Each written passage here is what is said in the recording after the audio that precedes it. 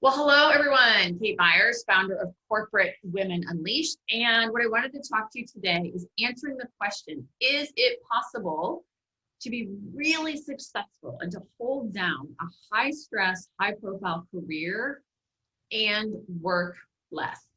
You guys up for that?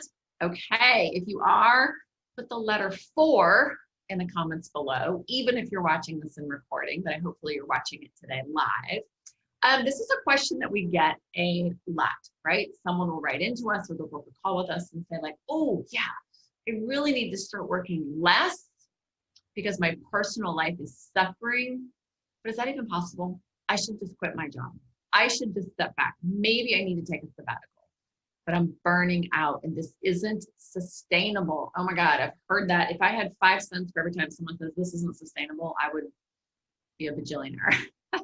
It's not sustainable. Okay. So is it possible to work less and continue in a career that you already have that's high stress, hugely demanding, whether you're, executive, whether you're middle management, but you've got a huge director job or senior manager job that is, things are always coming at you, trying to keep your head above water with the workload, surgeon, nurse, doctor, business owner, you name it. Yes, it is possible. Okay. So let's talk about why most of us aren't doing that. Okay. So the first thing is you have to understand most of us are not working at in control of our hours, let's just say, because we have a pattern of behavior that was given to us in our culture and in our family, way back when you were raised, maybe you're, I don't know, like my mom and dad were always like, you have to do all these things before you can go have fun.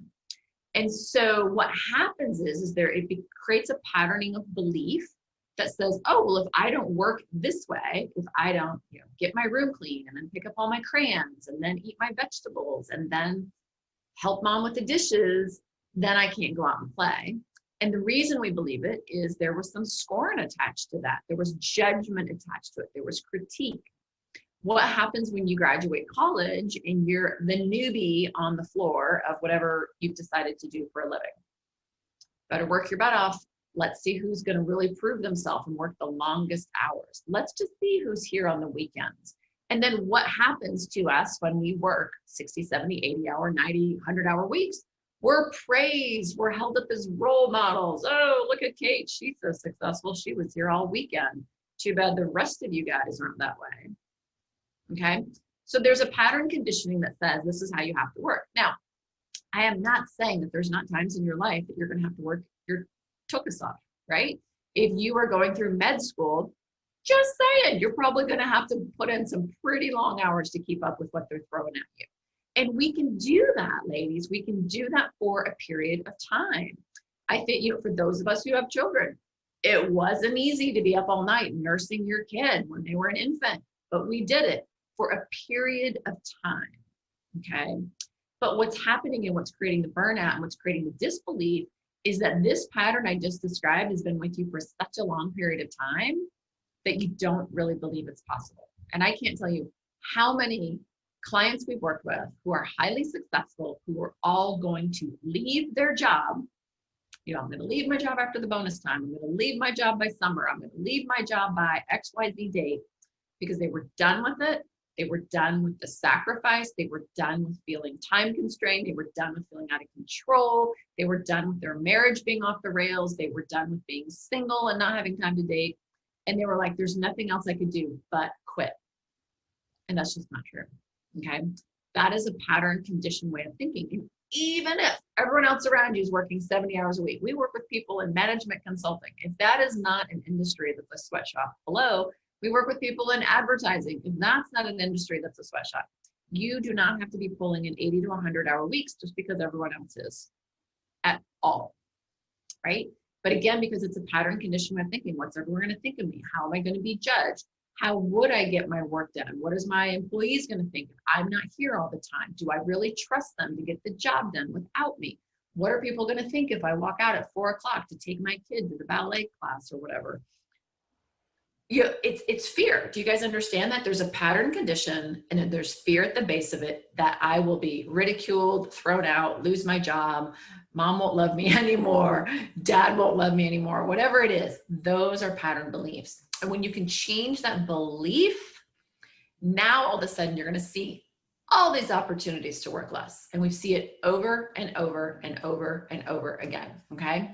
So what happens is you can't see those possibilities because we're locked in these beliefs, this emotional state of fear, or what if that's not possible? And then we're also stuck in this pattern behavior, which is that always got me success before. If I work even less, I won't be as valued. I won't be special. I won't be a VIP. I won't get the choice assignments. I won't get that next promotion.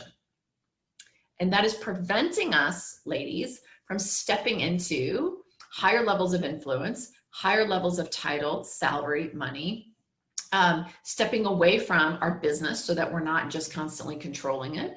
You know, I don't work. Sometimes I work a lot of hours, but sometimes I don't. So I have a team that's able to, everyone's working in their function. They're doing their job. I trust them. The company's running. I can step away. I can go have this morning I had a leisurely breakfast with one of my kids who just needed some extra time with me. It was awesome.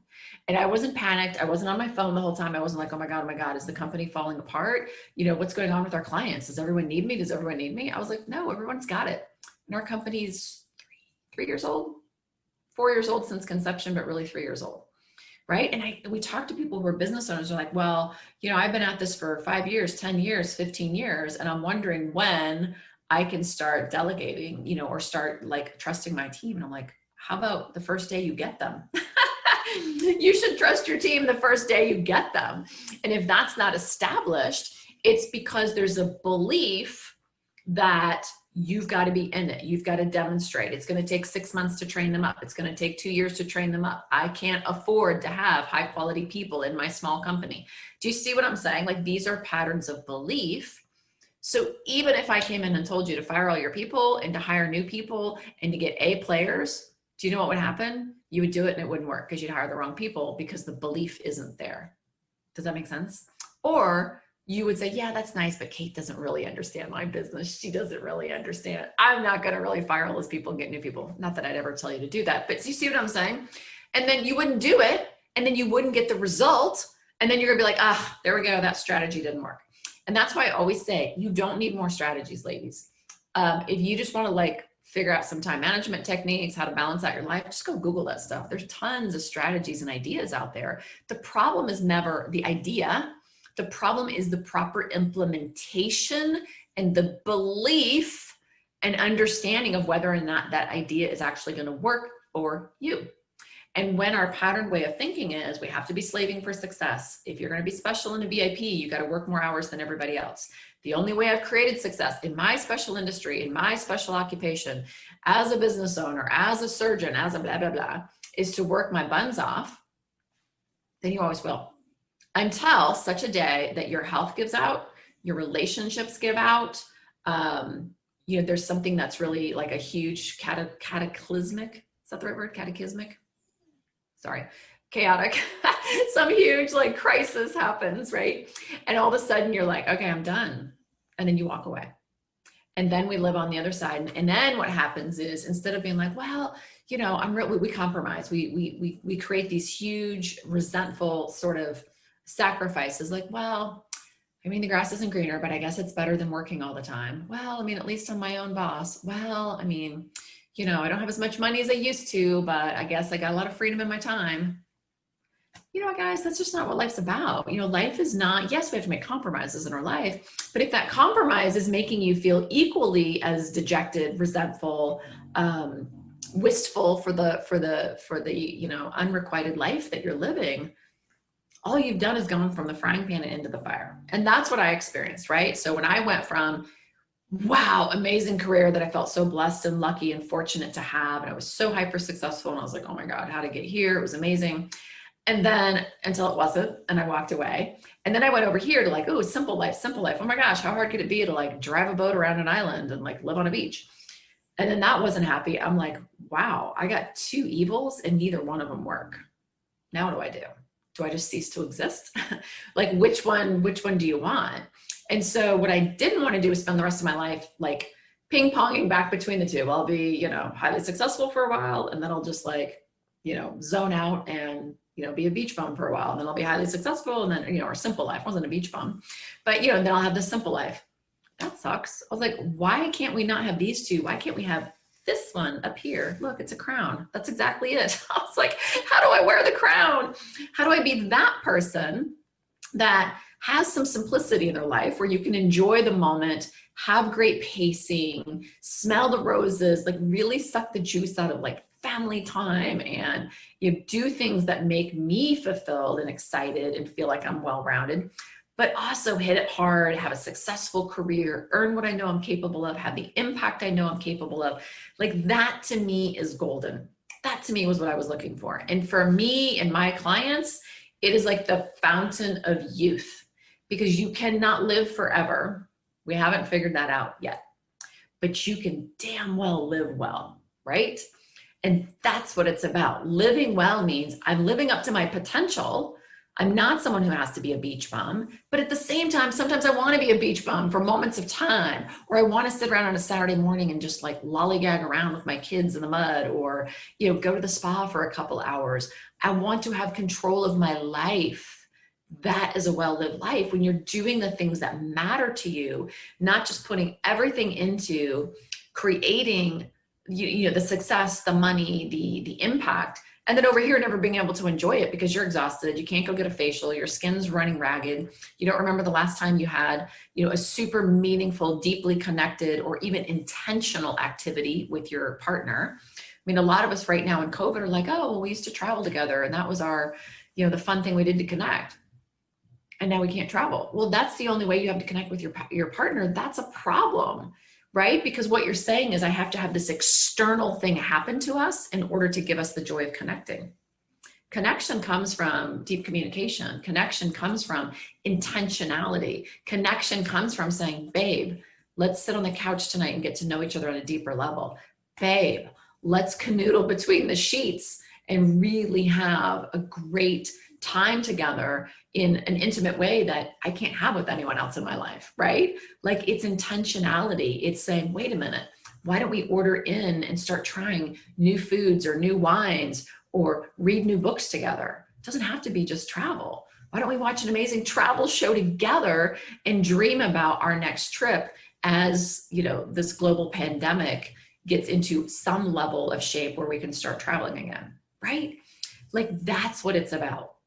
And so what's happening, guys, is that because we have this pattern of belief, we put all of this living, this amazing, well-lived life on hold, or we, what's the word? It's like curbing it. You know what I'm saying? Like we're just doing it in little bits. Like, oh, well, we went and had dinner 3 months ago. That was a date. It's like, come on, right? Like that's not a well-lived relationship. That's not a beautiful relationship. That's a dinner date.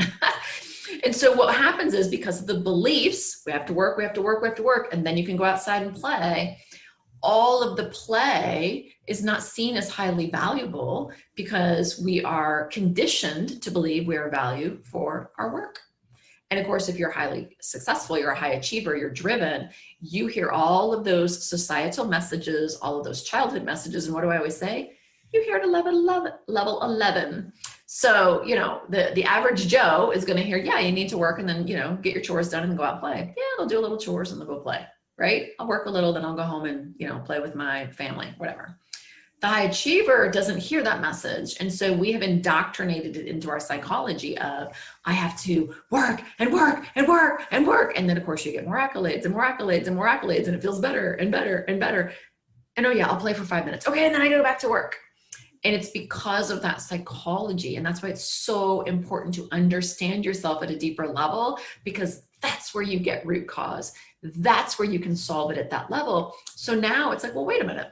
I am going to work today. I'm not going to work today. I am going to trust my team, and I can trust my team. And this is how, and I can shape those behaviors and beliefs in myself.